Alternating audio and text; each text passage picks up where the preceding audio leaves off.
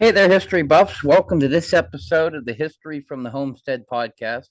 I'm your host, Thomas Carroll, and today I'm joined by Mr. Patrick Hearty to speak about the Pony Express.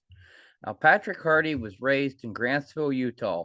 His grandfather was a homesteader and cattle rancher, and his early years on the ranch left him with a deep love of history and strong ties to the Old West.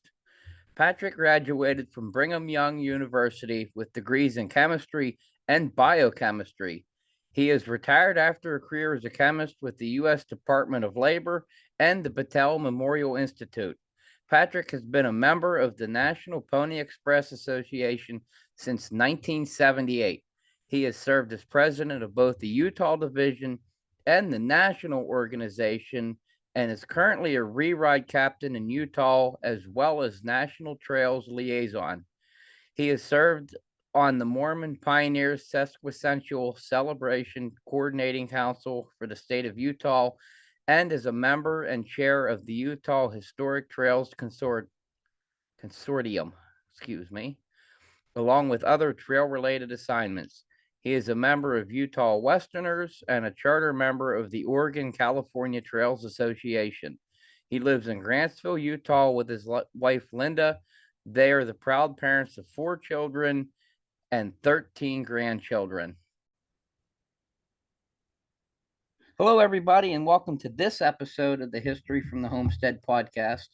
Today, we are talking about the Pony Express, and joining me is Mr. Patrick Hearty from the National Pony Express Association. How are you today, sir? I'm good. Thank you, Thomas. So before we get started in, what is the National Pony Express Association and what do you do specifically there? Because you got the whole cowboy regalia on. I figured I ought to look like who I'm supposed to be. All right, National Pony Express Association. I love to talk about that. Our organization was incorporated in California in 1978, and with the goals to identify and to mark and interpret and to re-ride the Pony Express National Historic Trail. Now, the trail became a National Historic Trail in 1993, and we work closely with the National Park Service, who administers the trail, and also with the Bureau of Land Management, who administers much of the land out here in the West, in Utah, Nevada, and Wyoming particularly. We work with these agencies to bring this history forward, to keep the trail clean, and to make the story known to people as well as we can. Our major event each year is a rewrite of the Pony Express Trail, where along about the middle of June, we pass a leather mail pouch, a mochila similar to what they used, over the backs of 600 or more horses. This year we ran from Sacramento, California to St. Joseph, Missouri in the course of 10 days. And that's the main thing that we do. We like to do things like this. We visit school groups and Boy Scout groups and civic groups to talk about our history, and we do what we can to keep the history alive.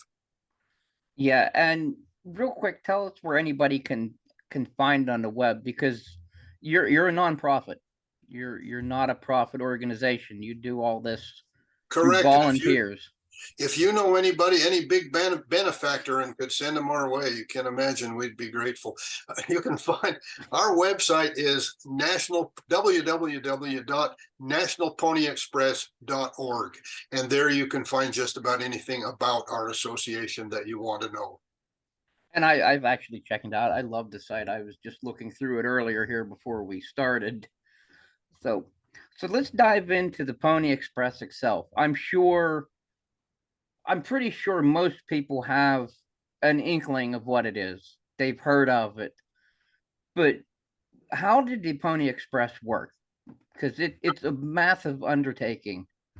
It was a massive undertaking, certainly was. Let's go back in our minds into the history more than 150 years. And the mail service across the West here was pretty sporadic and pretty unsatisfactory.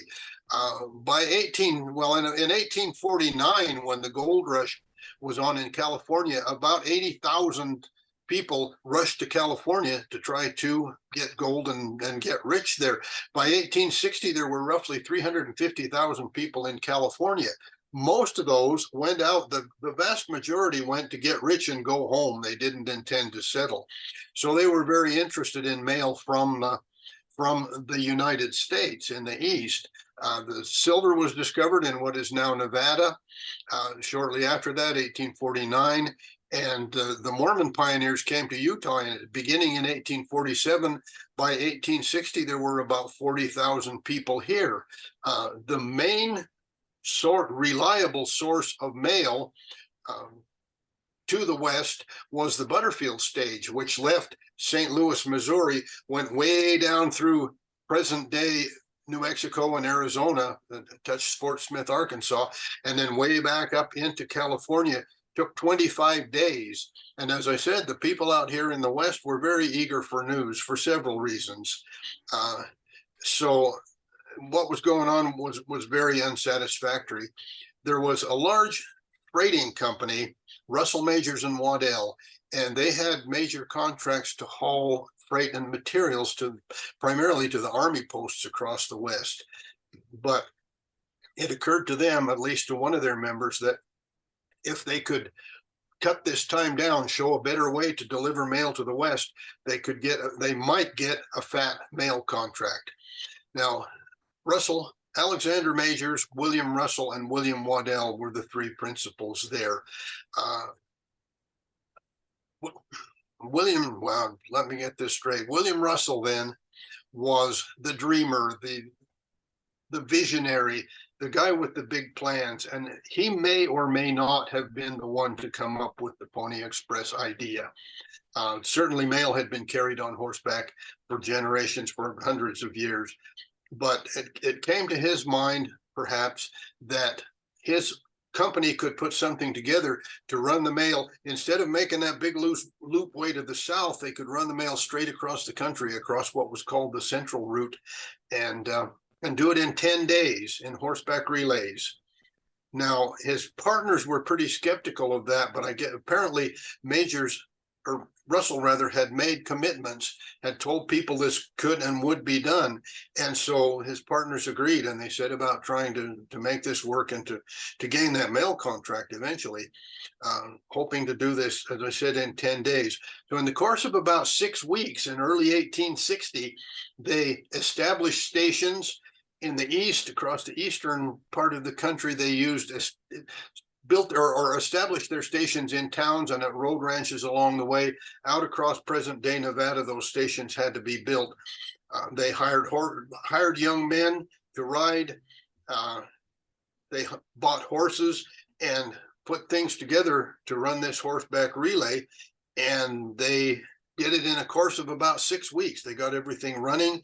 On April 3rd of 1860, they began this Pony Express enterprise from both directions, starting from Sacramento, California, and also from St. Louis, Missouri,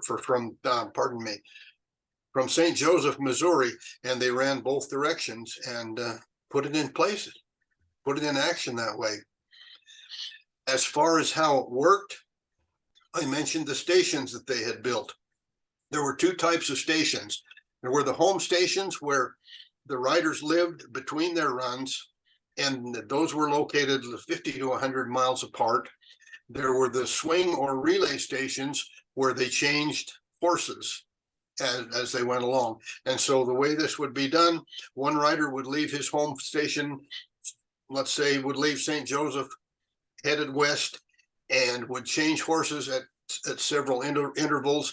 And when he got out, I think the next home station was probably in Seneca, the Seneca at the hotel there. He would turn that mail over to the next westbound rider, and he would wait there until the next eastbound mail came back. Does that kind of make sense? Yes, yes. Now, they carried the mail, and they ran it in relays this way. They carried the mail in a leather mochila, which fit right over the saddle and had pockets in each corners to hold that mail. Now, to give everybody an idea of the undertaking of this, how long was the trail? Because it was almost 2,000 miles, 1,860 miles from St. Joseph to Sacramento. Yes, I mean you picture even to drive 2,000 miles in a car is tiring, but to constantly move the mail by horseback that distance, I mean that's a I don't even know what to say about that. I can't even fathom doing that, even though they were relaying riders and horses. That's still in 10 And days. it was entirely free enterprise. It was entirely a private enterprise. They had no government backing at this point as they put it together. Yeah, I mean, yeah, and even you think in 10 days, sometimes it takes nowadays 10 days to get your mail out of California. So, Correct. um, Sometimes it does. how about how much would it cost to send, say, a letter by the Pony Express? What In, did that in, cost eight, a person? in 1860, the original cost was $5 per half ounce. Now, later on, as the whole scenario there changed, they reduced after almost a year, they reduced the cost to $2 and possibly as low as $1 at times. But initially, it was $5 per half an ounce, and that was what they were trying to do to keep afloat. But it was a tremendously high price for somebody to pay. Yeah, I just said, let's put it into a little perspective. How much would a rider make? What would a They rider's were salary have been? they were initially offered up to $25 a week, $100 a month, which was a lot of money to be making in those days. But it was a demanding job. It was a tough thing to uh, to hire on to. In which, yeah, and you think about that, just to send one piece of mail basically would have been for them a day's wage. So that's a bit of perspective on what it cost, but nobody else was moving mail that fast. No one was, and the government and U.S. Army used this mail service from the east to the west, probably more than anybody else. The miners in California could probably better afford it than the average farmer in Missouri, for example. But they never did make money on the letter sales, on postage. Now, what would have some of the challenges, the dangers have been for them? Besides just the country itself, which is very rugged. We're talking Native Americans yet and everything. Well, their attitude toward the Indians, they were instructed not to fight with the Indians. They were provided with better horses and better fed horses. They said, run, don't fight. They were equipped perhaps with a single pistol and an 1858 Navy Colt revolver. But they were told not to engage, to outrun whenever they could, and engage only when it was absolutely necessary.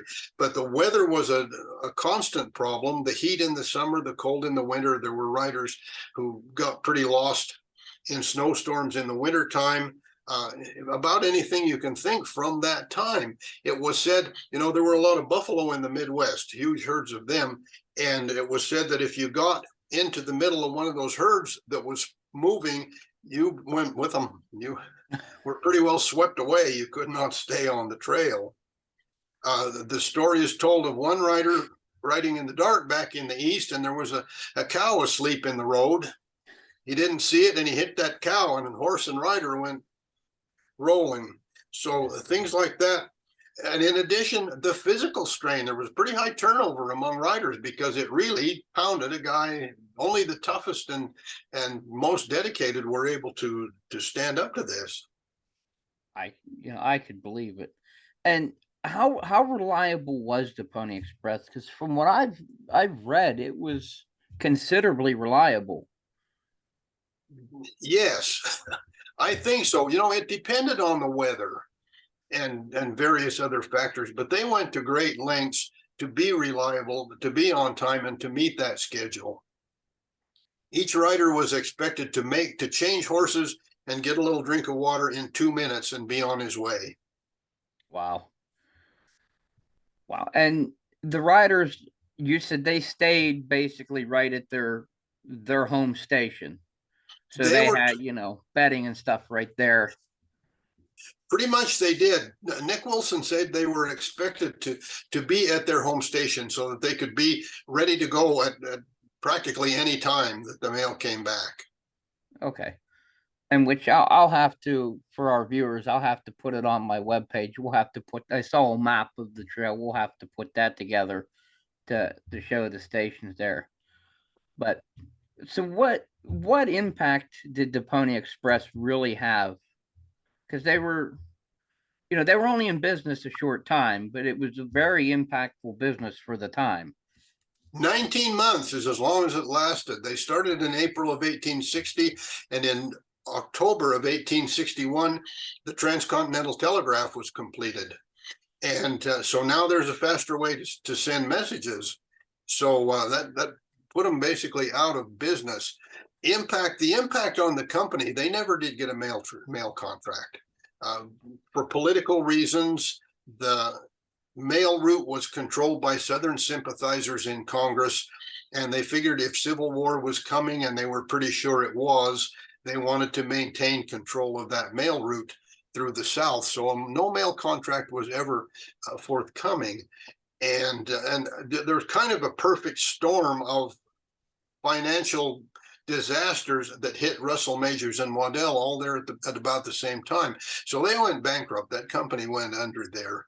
But they did prove the viability of the central route straight across the country through 12 months of the year. It had been thought that the mountains were too high and snowy, the deserts were too hot and dry, but they proved that it could be done. And some say that they played a big role in keeping California and California gold loyal to the Union at the beginning of the Civil War. So it was a critical form of communication right at the time when there was nothing that came close. Now, I mean, after the telegraph, what did they do still about packages? Did they send them more of the slower way? And Packages were still carried by stagecoach until 1869. That's when the Transcontinental Railroad was pushed through. okay. And as far as the riders, I maybe correct me if I'm wrong. I am winging this one. I don't remember, but we was not Buffalo Bill Cody a rider for a while, or is that more of a myth? I thought I'd I read that, but I think most historians today believe that was kind of a myth, kind of something that Bill Cody okay. had in his mind. He did work for Russell Majors and Waddell as a messenger, and to give him credit where credit is definitely due, when he got his Wild West show going, he put the Pony Express in every Wild West show. But as far as whether he actually carried the mail and rode, very likely not. And did he do some of the thrilling rides up through the craggy mountains that are described in the what they called the penny dreadfuls in that day, the little dime novels? Definitely not. But anyway, that prevailing opinion is that he probably was never a rider. Wild Bill Hickok shows up on a lot of those lists as well, and he definitely did not carry Pony Express mail, although he was a stock tender. And if you want his story, I'll give it to you briefly. Sure, why not? We're here in the Wild West. Go right ahead. All right, this is 20-year-old James Butler Hickok back at Rock Creek Station, which is just over the line in Nebraska now. The station man, one of the station keepers there, his name was McCandless, and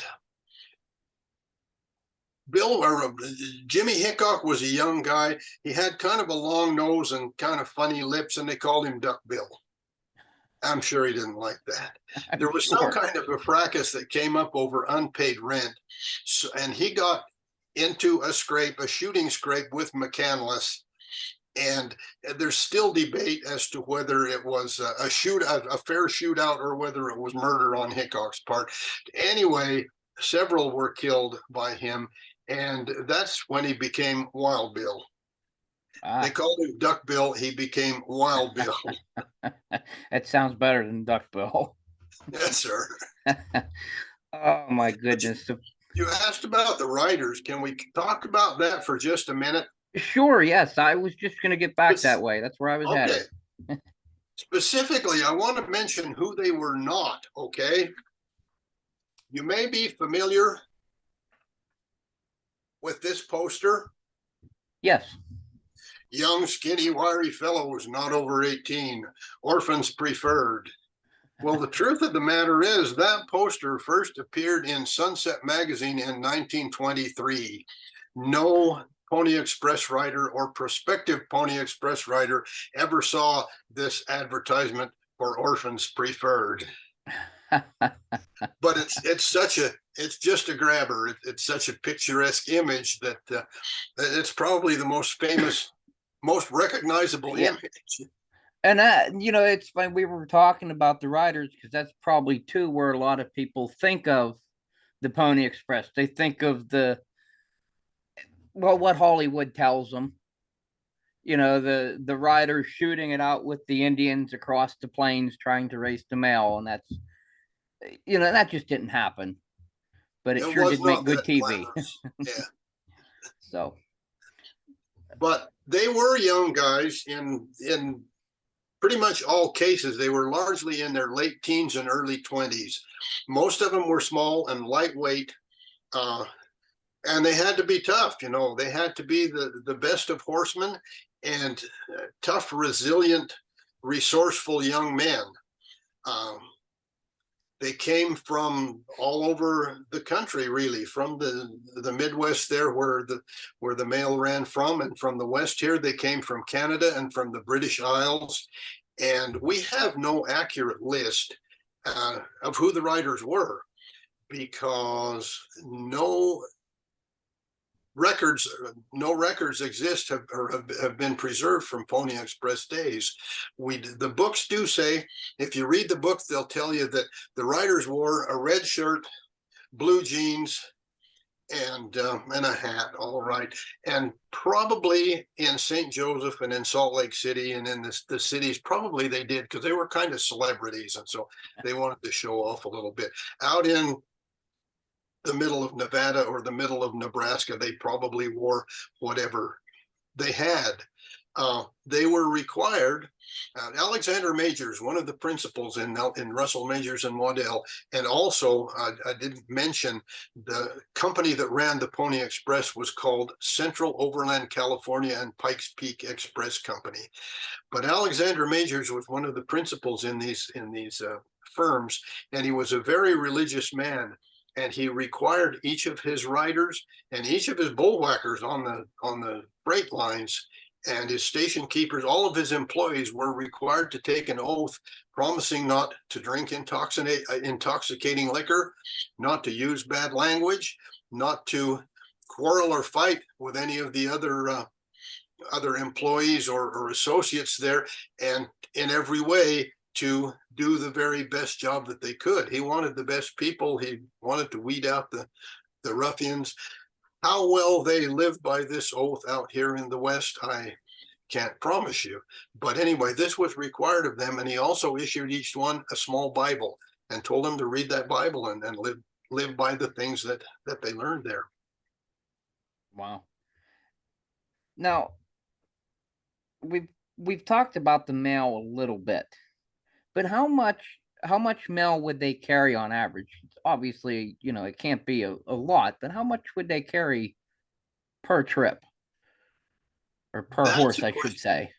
That's a question I really don't have an answer to, and I think it obviously varied, and there was mail for points along the way. There were 4 pockets in that mochila, 4 cantinas in the 4 corners, and one of those, the left front, we're told, 3 were locked between the terminuses, the 2 the terminals, the 2 ends anyway. The left front one, we're told, was the way pocket. And so if there were letters for Fort Bridger, there would be someone there with the key who could open that and take those letters out, or here in Salt Lake City to put letters in. But I can't answer a question as to how many Yeah. they carried, what an average was for a run. Well, then it just sounds like it kind of varied, and I'm maybe guessing, probably what they could fit in the pouches.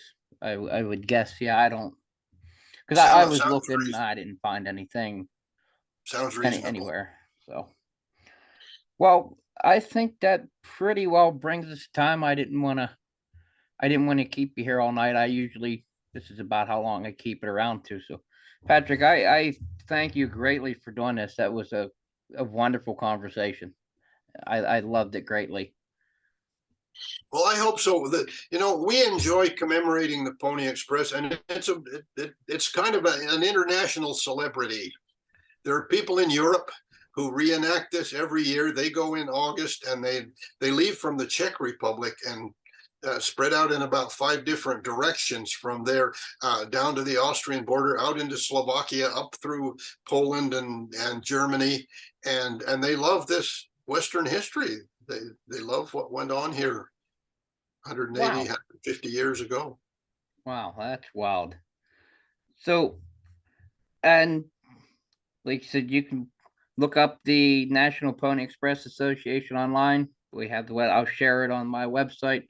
I suggest everybody goes and checks it out. It's a Agreed. really good site. They're nonprofit if you can help them out. And like you said, if you know any big benefactors, I'll send them your way. I don't personally know any. We're available though. Sir, I thank you greatly for your time. It was wonderful talking to you. Thank you, Thomas, and the best to you.